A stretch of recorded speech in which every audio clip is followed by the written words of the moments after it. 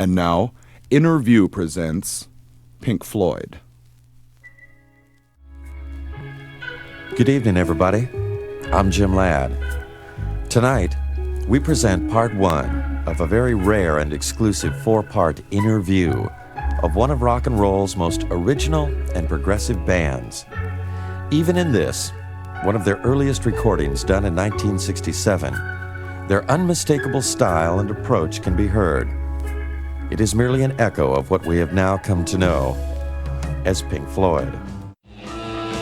For many years now, Pink Floyd's David Gilmour, Nick Mason, Richard Wright, and Roger Waters have been creating music that is completely unique to them and them alone, while at the same time retaining an almost hermit-like privacy with respect to any kind of contact with the media.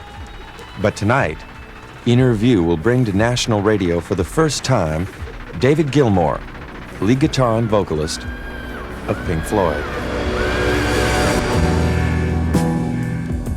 It's almost a legend how you've maintained privacy and not talked to people and stayed out of that. Was that a group decision? No, it's not a group decision. I mean, it's a conscious thing that we want to maintain our privacy and don't want to spread our individual egos all over the place too widely. As to talking to people, it's not a group decision. But I mean, and that's really a question of knowing who to talk to, and if there is someone who wants to talk to you about something that you might be interested in talking about. It's more a question of not knowing about who it's worth talking to, and having met some real bozos around in the business over the years that we have talked to. Kind of got to seem like it wasn't worth it. I mean, there's certainly no need for us to do the volume of interviews that and that sort of stuff that we used to do at one stage. We don't need it, simply. In the beginning, Pink Floyd's albums were so progressive and so non-commercial that their audience remained for many years a small but highly loyal following. However, with the release of the album Dark Side of the Moon, things began to change radically.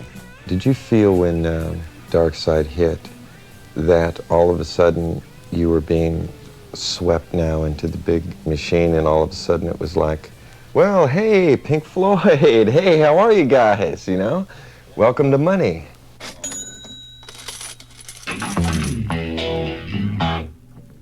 We did get that at that point, yes. It's always been there, especially when you come to cities like this one, where it's more prevalent.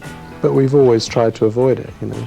We always tried to keep out of those people's clutches. We needed to be nice to those people when, in our earlier days, much more. Now, of course, we try not to be nasty to them or nice to them. We just try to avoid getting them close. Have you ever had one of those cigar-smoking executives listen to Wish You Were Here and come up later and said, God, I really wish I hadn't asked that question? Luckily enough, we don't really get to see any of those people anymore. And a lot of them have gone, of course. They've got a lot of younger people who are actually into the music and stuff, working in the record companies these days. It's changed quite a lot. I mean, there are still some people there, right up the top sometimes, that you don't really care to meet. But there's been so much industry in people's lives and jobs and the thing, and you gotta build around a song that you would write, you know? It's almost gotten out of hand. Would you agree with that? Oh, absolutely, yes. Would you prefer it not to be so big? Yes. Would you be ensconced in wherever you live now if it were not that way, though? Who knows? It's all in the laps of the gods. I really don't know. I mean, there was a time, it seems to me, where one had a far greater chance that your record would happen if it was a good record, full stop. Now, all the chances seem to be held by various other people throughout the industry, and it depends whether they like you. Not whether the people like you, but whether the people in the record company like you, more than whether the people like you. Are you talking about down to the level of do you party well and if they just like you? Well, if you're nice to them and... what does that have to do with the music? Well, it doesn't have a lot to do with the music, but if the record company people don't like you, it's sure as hell your record won't sell. We don't need to run down what Dark Side of the Moon is still doing on the record charts. But the next album, big change of attitude, it seemed to me. And the album after that, even more so. So let's just start with, was it the notoriety that turned you guys? I think that Wish You Were Here and Animals are both in the same direction that Dark Side of the Moon was. I think there was a specific change of direction at the time of making Dark Side of the Moon. There is a great difference between Dark Side of the Moon and Wish You Were Here because we were completely different people at the two times. There was been a radical change in our lives between the time that we made Dark Side of the Moon. We were a band that hadn't made it, and we were making a change from the music being the dominant thing in what we did, and the lyrical and idea content being subservient. And Dark Side of the Moon was the first time where we tried to bring them up to a par so that they were both integral and a vital part of what was going on. So there's a specific idea. And we had a big feeling going at the time of making Dark Side of the Moon. We were trying very hard. We'd never reached any great pinnacle of success. Our curve was slow and secure and upward all the time, and we weren't unhappy with it, but we knew at a certain point we were onto something with that album. That change of the importance of the lyrical and content idea being equal with the music is something we've carried on into for Wish You Were Here. But when it came to making Wish You Were Here, we were four people who had made it in terms of all one's normal goals in rock and roll, and weren't at all sure what our real motives were for being there and doing it. It was simple before. When we made Dark Side of the Moon, the motive was simple. We were going to make it. Once you've made it, what do you do then? I mean, that's a very difficult thing to know. And to varying different degrees, each one of us had a problem with knowing within ourselves what we were in it for. When you look at a song, or when I look at a song like Us and Them, which I like a lot. That was an outtake from Zabriskie Point. Yeah? I've always seen Pink Floyd as someone, instead of trying to bring some kind of outside theory as a message, more of a group consciousness of saying, hey, look what's here. Let's like learn to live in this Holding area. up a mirror. Is that basically how you see it? Yeah, I'd say so. Do you think that follows with Wish You Were Here and Animals too, the mirror? Yeah, absolutely. Where does the image then start to go askew with the attitude of us and them, after all we're only ordinary men, to pigs, for example? Well, I mean, if I can't really talk to you in depth about specific philosophies on those things because I don't write those words, Roger writes them. But, I mean, he's describing, I guess, various different types of people that he and we meet in this world, and they could use a mirror. Since the release and overwhelming public acceptance of Dark Side of the Moon, the man who engineered the album has started a recording career of his own and is now doing quite well. And of course, his involvement with such a monumental album as Dark Side helped considerably. His name is Alan Parsons. He's a good engineer. He was a regular studio engineer at EMI. It could have been anyone. And he engineered the album, but he tends to go around intimating that he produced it and stuff like that, you know, which is not so, and we have got slightly annoyed about that at times. But he is a nice guy, basically. I think he's also been a little bit done in by all of a sudden finding himself in the spotlight by the record companies, because in the bios they lay on pretty heavy about he was engineering on Abbey Road, which in point of fact he was the guy getting the coffee and loading tape machines. The tape op, yes. Well, he graduated up. I mean, I can remember Alan from when he was like a very young lad, came into the studio as T-boy, tape op, gradually moved up, assistant engineering and then engineering, and that was the point he was at when we did Dark Side of the Moon. He engineered that record with us, and meanwhile he also came on the road with us as a road engineer for sound on our live gigs. And then he moved on after that into production and getting into all that side of things. I mean, he's a good and quite talented guy, but he was moving up that ladder when we did Dark Side of the Moon, and I don't personally think that it made any difference to Dark Side of the Moon. We could have done it with any other engineer, and the same thing would have come out. Welcome back, everybody, to our interview of Pink Floyd. Now, in this part of the show, we're going to discuss David Gilmour's first solo album. Would you consider this a concept album? No, I wouldn't. I mean, I didn't consider it in any way a concept album, but there is a kind of train of thought running through it. Yeah, train of thought may even be a better word for it, but it seems like... It's not deliberate, anyway. I see. So it just happened to be that those songs fell in that order, and... Well, I mean, I did the songs, and they were the songs that came out of me, and one of them is a song I chose from someone else's that I really like and wanted to do for some time, but it fitted in with my general mood at the time. There's No Way Out of Here, is that the song you're talking right, about? yeah. Great song. Now, if you recall, in the beginning of tonight's show, I stressed the fact that up until now, neither David Gilmour nor any member of Pink Floyd would talk to the press. In my case, it has taken literally well over a year and a half of flat refusals before we ever got this interview on tape. And the reason that David Gilmour did finally agree to do this is as obvious as his answer was honest. Now that you have a solo album out, we're sitting here talking. Yes. So why is that? That's because I need it. My name is just the simple fact. My name, it doesn't carry the weight that Pink Floyd's name does. I want people to listen to what I've done.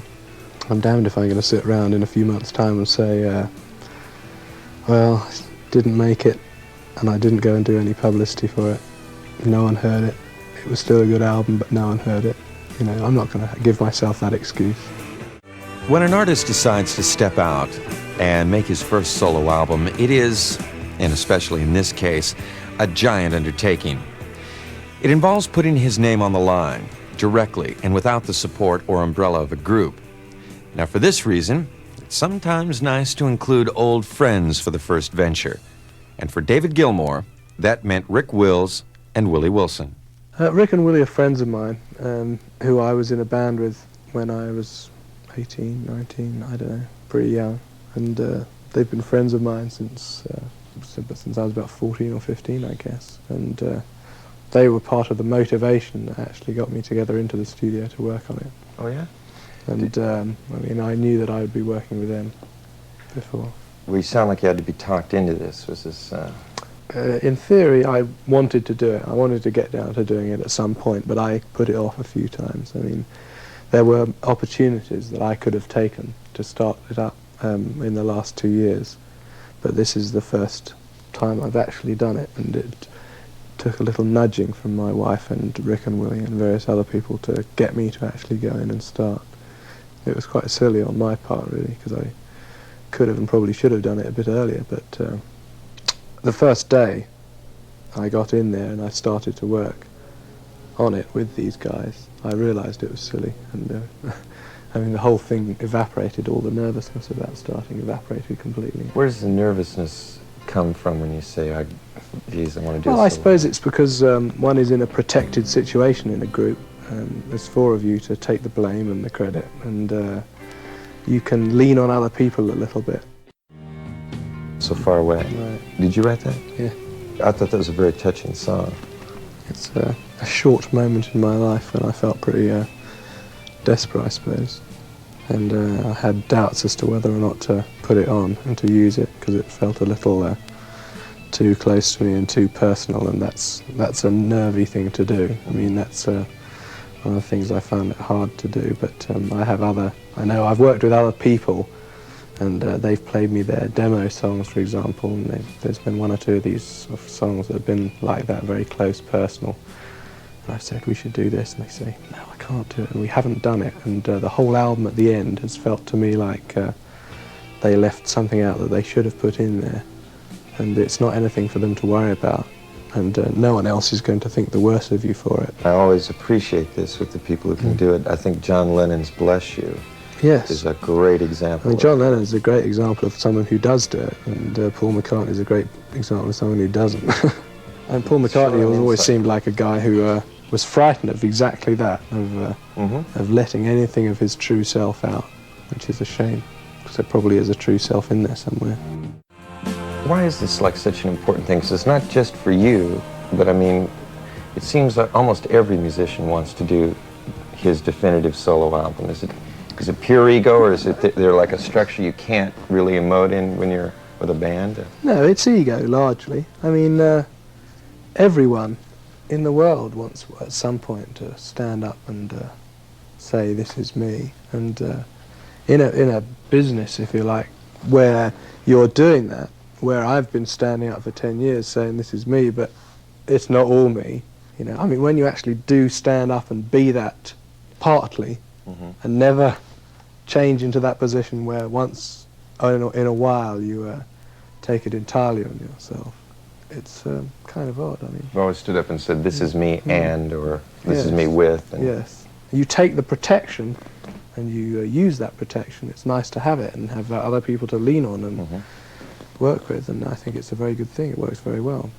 for us as Pink Floyd, but it is largely ego. Yeah. I had a kind of desire to just get right in there and lift the whole thing on my shoulders alone and do it just for once, because I've never done that in the last 10 years. I've been working within a framework, the Pink Floyd. It's been great, and I haven't got anything against that, and I think it is a system that I want to continue doing, and I think works. But every once in a while, we all need to say, hey, this is me. Yeah, you want to stand up, and so in a way you could say it's self-indulgent or being dictatorial about the whole thing, but I did want to make it me and all me, really. The song Time, with the bells and then the clock that follows and so forth. How did you do that? How did you physically come up with that stuff? EMI had just done some, I mean, they've got a library of sound effects which we raid regularly to get these things out, you know, because we don't care where they come from as long as they sound right. And they had just gone to a shop which dealt with clocks and done a sound effects tape in this shop, and we just used it. They said we were thinking of what to do at the beginning of that thing and how to take that one to the other, and someone there said, well, we've just done this thing, we just did it 2 weeks ago in a shop full of clocks, shall we get the tape and listen? So we got it and listened, and yeah, it was there. The musical intro with the rotor toms, you know, all the drums and things, and the stuff was worked out all before that. But then this piece fell in, and yeah, an amazing piece, because you guys have, you use dynamics better than almost any group I've heard, being able to draw people out and lull them into that real quiet place. And then hit them over the head. Well, I've always been very surprised that other people haven't picked up on the effectiveness of that sort of thing and how lacking in dynamics so much that goes on is. I mean, it's not terribly clever. I mean, it's, you know, it's not. I don't sit around and think, gosh, aren't we clever at doing that and being able to do that. I'm surprised that other people don't think of it. Yes. Such a simple idea, and so many other people that I talk to, like you, have spotted it and realised what it is, you know. It's almost using silence as like another instrument, you know, to create that space. And I just think people don't see it, but I mean, you have to write in quiet as you write in Yes. the other thing. It's just that important. Absolutely. It's making those contrasts that really give something colour and space. When Pink Floyd sets out to do an album, is it totally a collective decision when you get in, even down as far as packaging and so forth, and the covers? Usually it is a collective decision, yes. I mean, well, we all have to agree on something now. Usually the guys who make the covers for us come up with ideas and we say yay or nay, and we put in opinions. Now, this particular album you've got there, Animals, is Roger had that idea, had that specific idea and wanted to do it. Did it, so that's slightly different from the usual. I mean, it's like you're picking up an entire work, you know, it's not just you really get a feeling for what you're going to hear. Yes, by looking and at we it. do try, and the people who usually do the covers do try to connect the whole thing together very closely. I mean, when we got the cover for Dark Side of the Moon, when we first got the prints up and decided, we looked at that and we thought, that is really going to put the whole thing together as a unit, and we were really pleased with it. I hope you enjoyed meeting David Gilmour and that you'll join us next week, same time and same frequency, for part 2 of our exclusive 4-part interview of Pink Floyd. I'm Jim Ladd. Good evening, everyone, and welcome to part 2 of our interview of Pink Floyd. During part 1, we covered the early years of Pink Floyd, up through and including the album Dark Side of the Moon. Tonight, we'll begin where we left off last week and again meet David Gilmour, lead guitar and vocalist of Pink Floyd.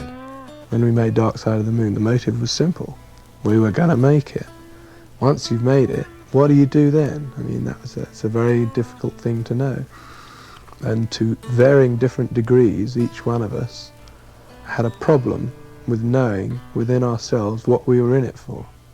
So Wish You Were Here was, in fact, the title, and that track describes the absence of some of us at any given time during the making of the record, not the physical absence in the recording studio, but the absence of intent and motivation in each of us when we made that album. They're all different. Every time is different, you know. Well, really, with Dark Side of the Moon and Wish You Were Here and Animals, I mean, those things have been sparked off after the process has already started.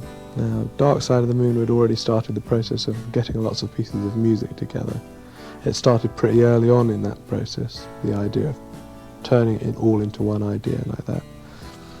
When we rehearsed after that, we went into some rehearsal rooms and we started doing Shine On You Crazy Diamond, which came out of the opening sort of guitar phrase, which I played, and I don't know where it came from, but I started playing it, and it sort of rung in people's heads, and Roger got something from it that made him go off and come back with an idea for it, because it sort of moved him emotionally in a way.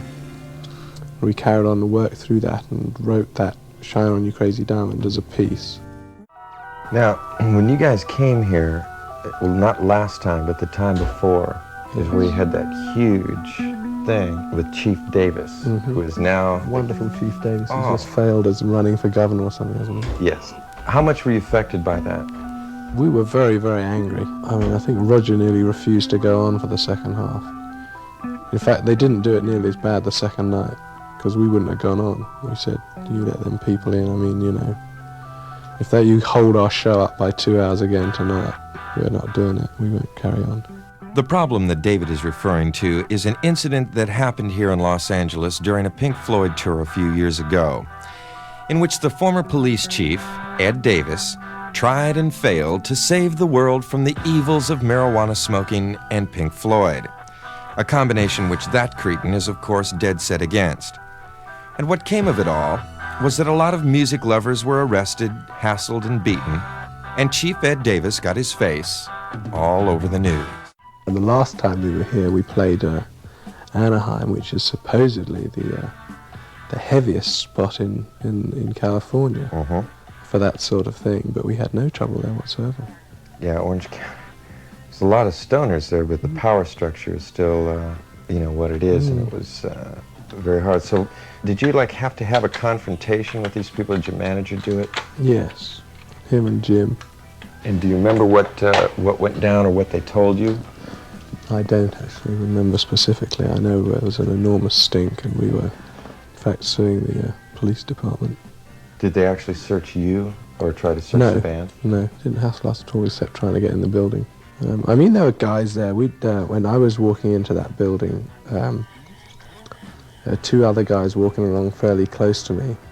A guy came up on a chopper, hair right down here, beard. I mean, that guy looked straight out of Easy Rider, more or less.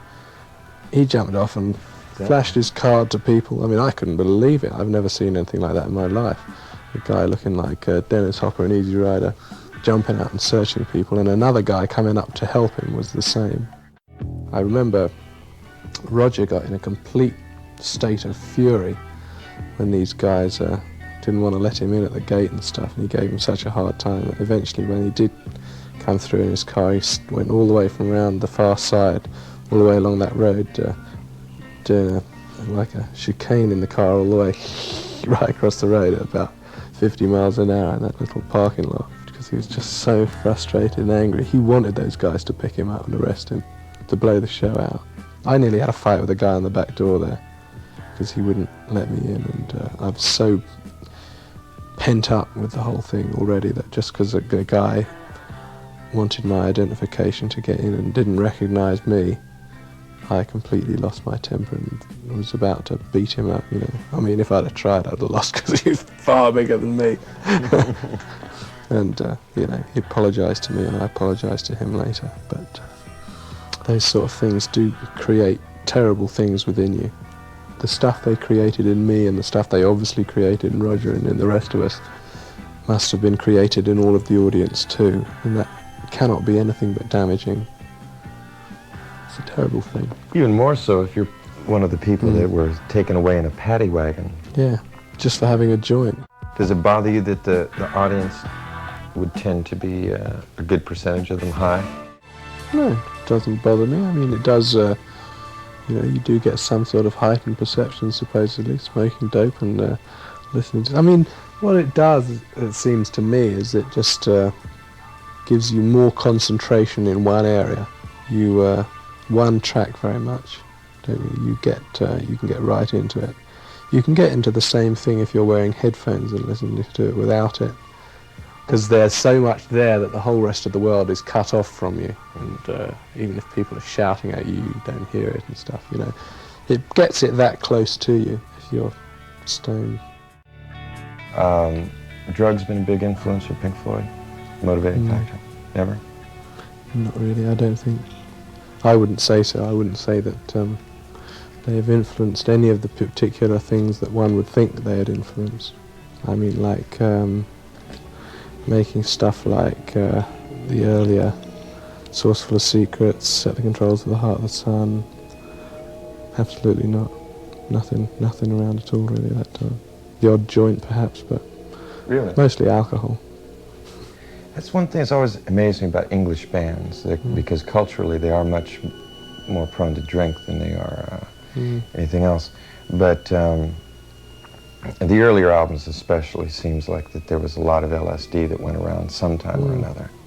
Didn't happen really. I mean, I certainly used it a few times, you know, much before then. But I wasn't. I'd already more or less given it up by the time I joined this band. Did you find it a waste of time or something that was good at that time? No, I had very good time on it when I was young. I had a bunch of friends who were into, right at the very, very beginning of when it first came out, who were into actually learning. I mean, looked on it more as a science, you know, than just getting high. And we had some very good and illuminating experiences, which I have a feeling they may have helped my life to a certain extent.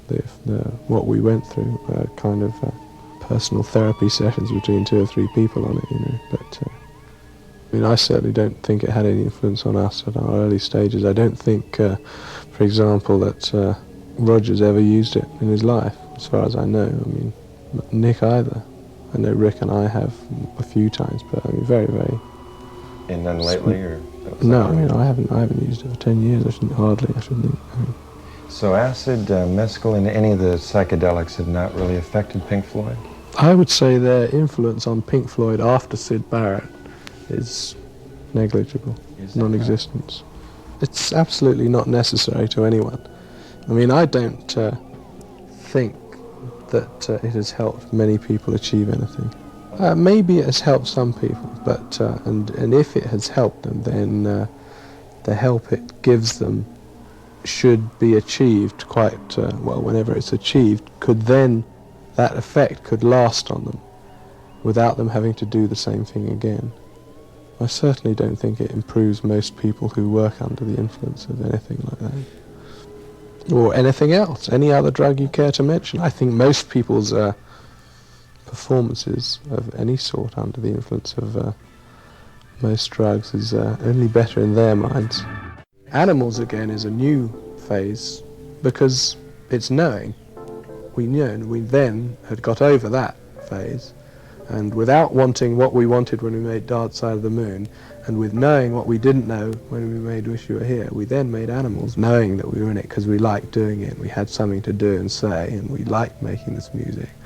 So we were there. It was very, very positive. It was a joyful album to make, Animals, although that may not seem Pardon like me? that to you. Is that right? Yeah, I mean, we liked making Animals. I mean, the content of what we were putting down may not reflect that, but there was a very positive attitude amongst the whole group when we made that record, which was absent when we made Wish You Were Here. It would seem opposite to that by the albums.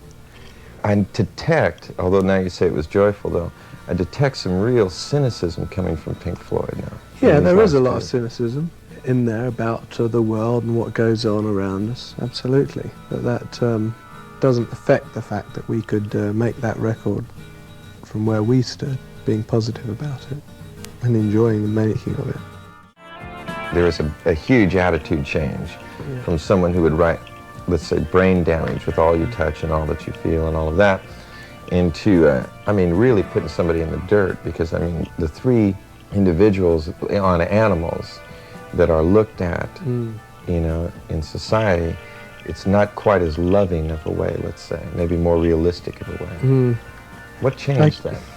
Oh God, I don't know. I don't know what changed Roger to make him write like that. But I don't see there being any great disparity there. It's seems to me Roger's probably talking about himself now in a general way, and the general people that he would talk about, who I would see as being in general fairly good. I mean, good ordinary folk, if you like. And on the Animals album, he's talking about more specific types of people, which aren't all the people there are in the world. I mean, there are those types of people that we do meet, but I think those people on the earlier ones are directed more at people that he feels an affinity with, and the ones on Animals are directed more towards people he has an antipathy towards. Mind you, he is also accusing himself of having all those qualities, and all of us of having all those qualities. It's quite an angry record, isn't it? Yes. People like us in the rock and roll business, we, in however a minor way that we have actually done it in our rise to fame and fortune, we've trodden on people at times, you know. We've been hungry to get the meat. Dogs, which was originally called You Gotta Be Crazy, and Sheep, which was originally called Raving and Drooling. So we had these three pieces of music called Shiny Crazy Diamond, You Gotta Be Crazy, and Raving and Drooling, which we were at one point going to put together on an album. And we had started recording. In fact, we got most of the basic recording done of Shine On You Crazy Diamond before Roger got stuck into the thing of splitting it in the middle and writing all this extra stuff and making an idea out of the whole thing. So in fact had those other two numbers left over from that same period, which we then used on Animals. And Animals started with those two numbers, which we wrote. And Roger had another song, which had a different title, but it was about pigs.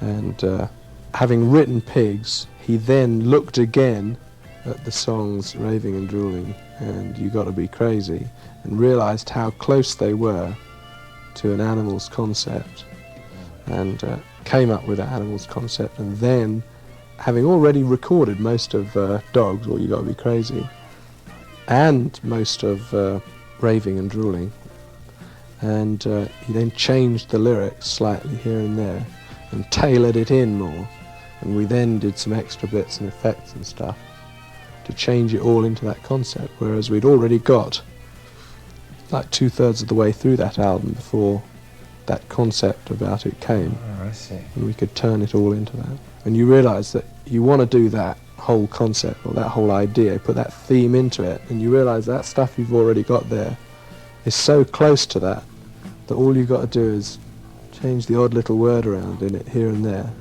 and that's it. Do you see that on a cultural level that rock and roll has changed a lot, or not? It's just music and it doesn't change anything. How do you see that?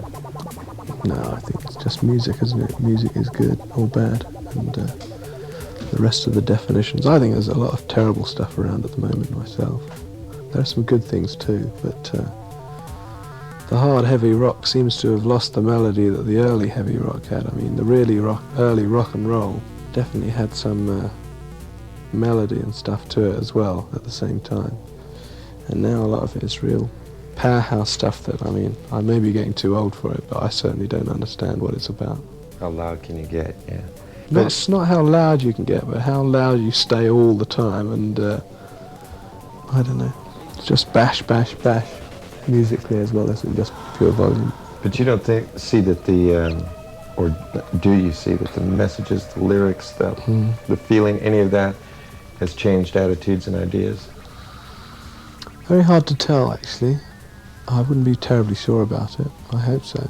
There are some very good people around who do that. I mean, whose messages get across to me, whether they affect people's lives, and whether they live on the things that they hear, or whether they just say, yeah, that's really good, I believe in that, and then don't act it at all.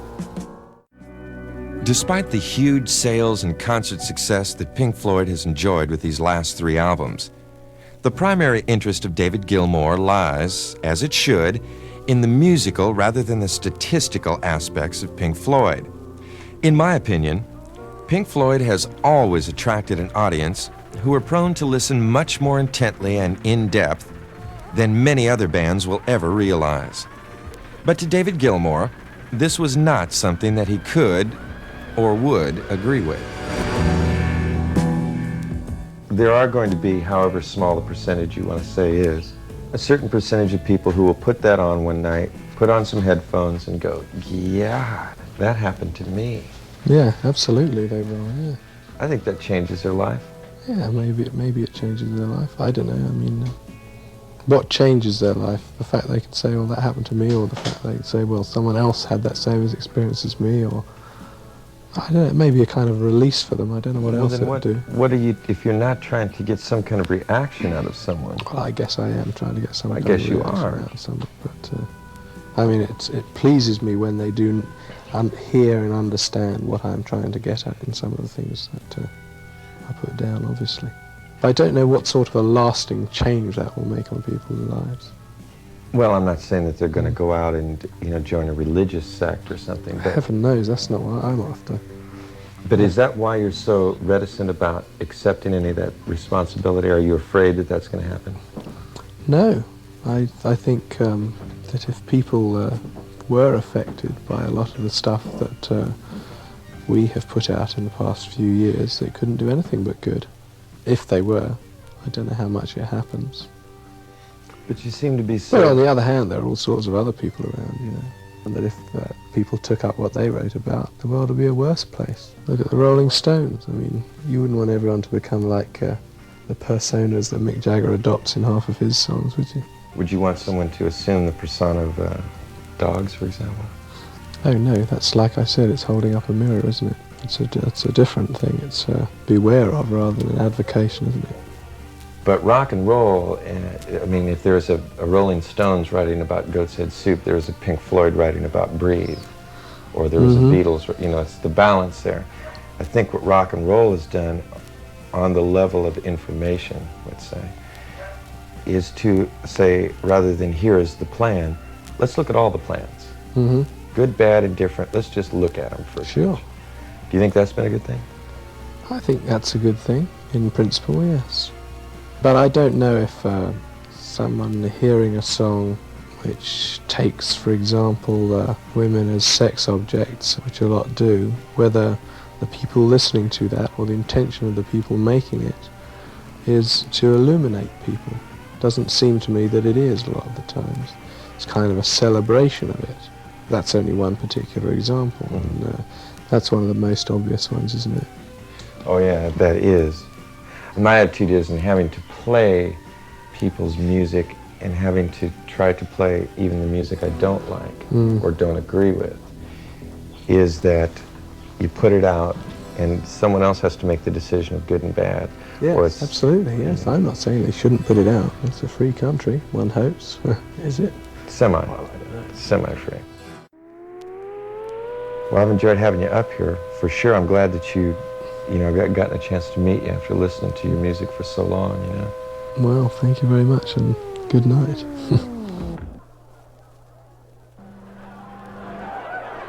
We have now completed the first half of our four-part special interview of Pink Floyd.